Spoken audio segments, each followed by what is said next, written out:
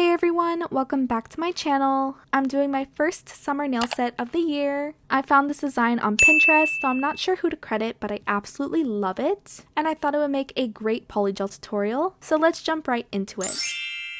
I'm going to start by trimming down my natural nails. This just ensures that none of my natural nails peek underneath the extensions. I'm just going to trim them as short as I can. And then I'll go in with a hand file and smooth out any jagged edges left behind from clipping. I'm using a glass hand file, but you can use whatever file you prefer. I personally like using glass hand files because they're a little bit more gentle on my natural nails, but a 180 or 240 grit works perfectly fine as well. To clean up my cuticles, I'm using the Sally Hansen Instant Cuticle Remover. I'm applying this around the cuticle area and slightly along the sidewalls, then letting it sit for about 10 seconds before gently pushing everything back with a metal cuticle pusher. As I'm doing this, I'm lightly scraping away any dead skin that's stuck to the nail plate, and this step can make a huge difference in retention because it helps create a cleaner surface for your products to adhere to. Once I'm finished, I'll wash everything off with soap and water before moving on to the next step. Next, I'm just going to trim away any dead, loose, or hanging cuticle. This step is completely optional and mainly for aesthetic purposes, but I personally like to do it because it gives the nails a much cleaner, more polished look. After that, I'm taking a 240 grit sanding band and lightly etching the surface of my natural nails. Normally, I prefer using a buffing block because it's a little bit more gentle, but I still had some leftover gel on my nail plates that I wanted to remove more effectively, so I decided to use my e-file today. You don't need to file your natural nails too much, just lightly etch the surface so that the products have something to grip onto and you're good to go. Next, I'm applying my dehydrator. This is the Protein Prep Vitamin from Sweetie Nail Supply. I'm brushing a thin layer onto my natural nails and allowing it to evaporate on its own. This helps cleanse the nail plate and prepares it for the adhesion products we'll be applying next. Once that's dry, I'm going to go in with a thin layer of the Young Nails Protein Bond. This is an acid-free primer, and I'm just coating the natural nails with a light, even layer. If you struggle with retention, you can absolutely apply 2 coats, but 1 coat is usually enough for me. I'm going to let that air dry for about 3 minutes before moving on to the Jello Peel Off Base Coat. This Peel Off Base Coat comes with a remover serum that allows you to remove your nails whenever you'd like, while still getting about 3 weeks of wear, depending on your nail prep and application. I'm applying a thin coat over my entire nail plate because I only plan on wearing this set for about a week. If I wanted the set to last longer, I would apply the peel off base coat only around the center of my nail and avoid the cuticle area and sidewalls. That gives you the convenience of easy removal while still helping improve wear time. For the easiest removal, I like to apply 2 coats of the Jello, so I'll cure the first coat for 60 seconds, apply a second coat, and cure that as well. Of course, if you prefer refillable polygel nails and you don't want to use a peel-off base coat at all, you can just skip this step entirely and move on to the next one. Now it's time to apply my nail tips. I'm sorry I didn't get a chance to film the sizing process, but all I did was choose tips that fit properly from sidewall to sidewall and set them aside before application. Since I'm using the peel-off base coat, I'm going to adhere my half-cover nail tips using gel base coat as well. Traditional air-dry nail glue doesn't adhere as effectively to the sticky inhibition layer left behind by the peel-off base coat, so I find that curing the tips with a gel works much better in this situation. I'll flash cure each tip into place and then fully cure them for about 60 seconds. If you're not using a peel-off base coat, feel free to just use your favorite air-dry nail glue to adhere your extensions, and then you'll be ready to move on to the next step. Now I'm going to trim down my extensions. I want these nails to be fairly short, so I'm cutting them down quite a bit before moving on to filing. I'm using that same 240 grit sanding band from earlier at a speed of around 8,000 RPM to blend the extensions into my natural nails. I want that transition to be as seamless as possible while carefully not filing through the Jello Peel Off base coat underneath. I'm also going to lightly etch the surface of my extensions to give them some grip so that the polygel can adhere more easily. And once the extensions are blended, I'm switching to a 180 grit hand file, and I'm going to refine the sidewalls so that they line up perfectly with my natural sidewalls, and then clean up the free edge and create my final shape. When I'm filing the tip, I like to angle my file even so slightly, and this creates a subtle half moon effect that makes the square nails look a lot more flattering. You'll be able to see the shape a little bit more clearly than right now once the polygel's on, but that's kind of the look I'm aiming for. After all the filing is done, I'm going to remove the dust. Dust loves to cling to the sticky surface left behind by the peel-off base coat, so I'm wiping everything down with some rubbing alcohol to clean both the natural nails and the extensions.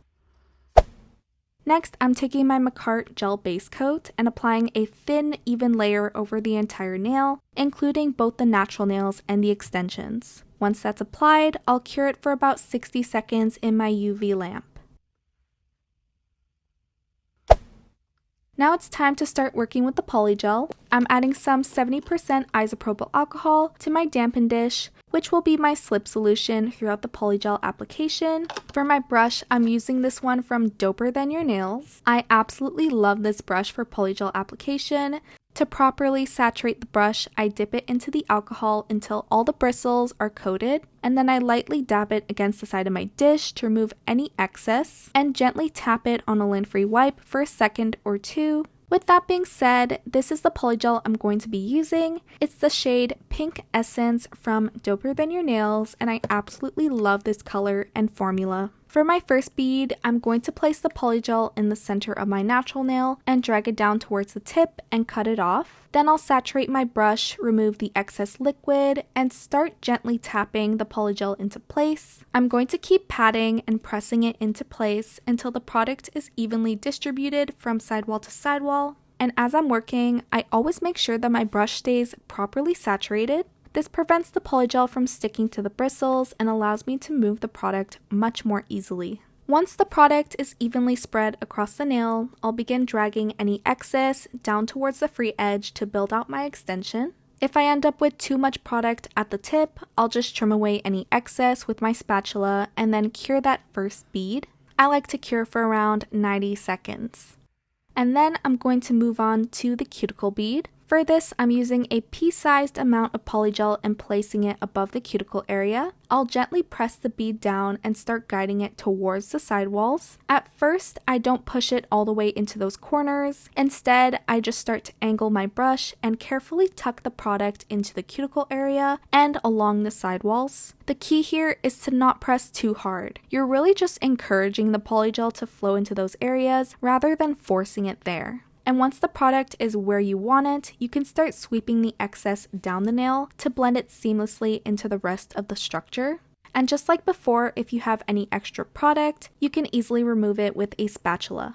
Before curing this bead, I like to take a separate brush that's lightly soaked in acetone, drain out the excess, and I'll run that brush against the cuticle area to make sure that there's no polygel touching the skin. And once everything looks clean and smooth, I'll cure that bead and I'll repeat the same process on the rest of my nails while I let some music play.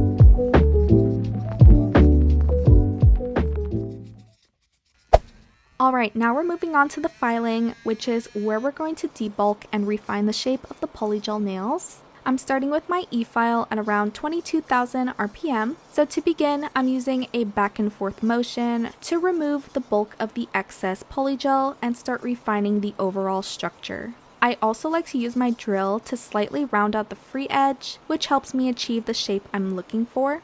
And once I've removed most of the bulk, I'll lower my speed to around 8,000 RPM and switch my focus to the cuticle area. I'm still using the same 180 grit sanding band for this step, and as I work around the cuticle area, I keep my e-file parallel to my natural nails and gently file until the polygel lays flush with my natural nail. This will help create a smooth, seamless transition without leaving a noticeable ridge at the cuticle. I'm also keeping the apex in mind while filing. The apex is the highest point of the nail, and it's what provides strength and balance to the overall structure. As I'm refining the nail, I want to make sure I'm maintaining that strength while still creating a smooth, flattering shape. After that, I'll go back and refine any areas that need a little bit more attention before moving on to the next nail. The process is pretty much the same for each nail. Remove the bulk, refine the cuticle area, perfect the shape, and then finish with any final adjustments. I'm going to speed things up here and let you guys watch the rest of the filing process.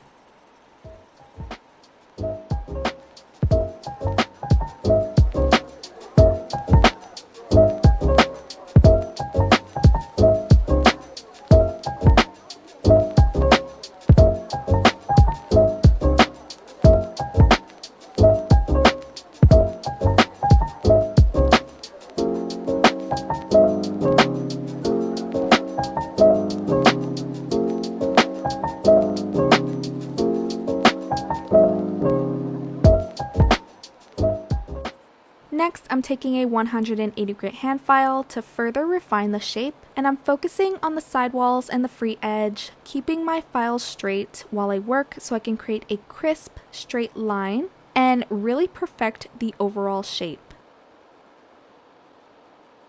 After that, I'm going to go in with a buffing block and using the finer side to smooth away any scratches left behind from filing. I usually buff each nail for around 30 seconds before moving on to the next, and that gives me a nice, smooth surface to work with. Once all the filing is done, this is what the nails are looking like. I went ahead and washed my hands with soap and water to remove any remaining dust, and then I'm wiping my nails with some rubbing alcohol to remove any oils or residue before we move on to the design. For my French tip color, I'm using these two gel polishes from Nail Reserve, Fun in a Bottle and Ice Mint. I'm mixing them both at about a 3:1 ratio, with the blue being the more dominant color. So I'm adding mostly blue and just adding a touch of green to create a beautiful turquoise shade. Honestly, I think this color ended up looking really close to what was shown in the inspiration picture, and I absolutely love how it turned out. When it comes to painting French tips, I like to start by creating the smile line. First, I'll draw a line where I want the French tip to begin, and then I'll create a V shape down the center of the nail. Since these nails are quite short, I made my V shape very spaced out. And once I have those guidelines in place, I connected them to create a symmetrical smile line, and then simply filled everything in. I'm going to repeat that process to each nail. I wanted to stay fairly true to the inspiration picture, so I kept the French tips nice and low. I think the style looks absolutely stunning on shorter nails, really cute, and I'm really loving how they're coming together.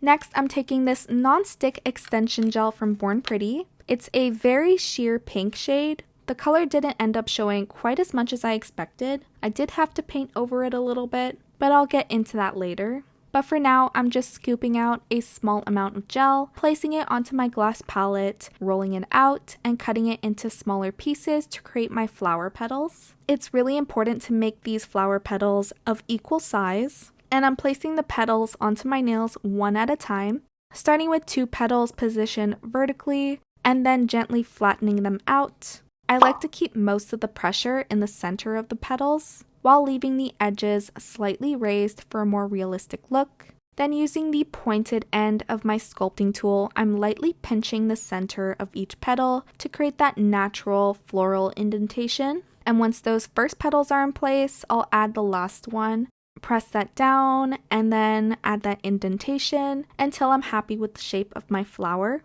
Once all the flowers are finished, I'm just going to go ahead and fully cure those for about 60 seconds and make sure everything is completely set.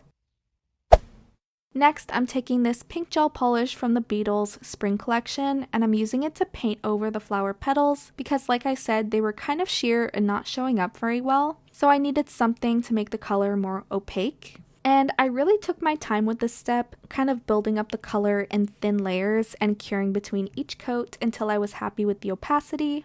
And after that, I'm taking this magenta gel polish from Madame Glam and creating a subtle ombre onto my petals. To do that, I'm using a makeup sponge that I've lightly dampened with some rubbing alcohol and blotted off the excess. Then I apply a small amount of the magenta gel polish to my sponge and gently dab it onto the edges of my petals. Any of the color ends up where I don't want it, I just clean it off with a little bit of acetone and a detail brush. I did end up building this color in multiple layers as well to make it a little bit more vibrant. And once I'm happy with my flowers, it's time to seal everything in with some top coat. I'm using the new McCart top coat and I've been reaching for it a lot lately. It's super glossy, levels beautifully, and so far I think it's really good quality. It's also pretty affordable, which is always a bonus. I'm applying a thin, even layer over all of my nails and curing that for 60 seconds in my lamp. And next, I'm going in with the crazy thick no wipe top gel to create some 3D line work. Using a liner brush, I'm carefully painting those raised lines. I like to start with having most of the gel towards the very tip of my brush, and that makes creating these designs so much more easy. And after completing each nail, I like to flash cure it for about 10 seconds before moving on. This will just help prevent the gel from shifting while I work on the rest of the nails. And one of the reasons I love this gel so much is because it's non-wipe, non-yellowing, and incredibly thick, so it stays exactly where I want it to stay. And it's also versatile enough to secure charms and other embellishments. I've had this jar for about a year now, and it's nowhere near running out. Considering I do nails almost every week, I'd definitely say it's been a worthwhile investment. Also, sorry if my hands kind of drift out of frame here and there during this part. But anywho, once I created all those 3D lines, I gave everything a full 60-second cure. To finish off the flowers, I'm using some medium-sized caviar beads for the center. Before placing them, I heavily coated my brush with the crazy thick top gel. This not only helps them secure the beads in place, but it also coats them with the gel at the same time, so that it will prevent them from tarnishing over time. To finish everything, I'm applying some cuticle oil to rehydrate the surrounding skin and nourish my nails. This is the rose cuticle oil and I absolutely love it. It smells amazing and always leaves my cuticles looking healthy and moisturized. And here are the finished nails. I'm so happy with how these turned out. They're super cute, summery, and surprisingly easy to recreate. Even with the 3D flowers, I would still consider this design very beginner friendly. I hope you found this video helpful and enjoyed creating this set with me. If you did, don't forget to give this video a thumbs up, leave a comment down below, and subscribe to my channel if you haven't already. Thank you guys so much for watching, and I will see you all in my next video. Bye!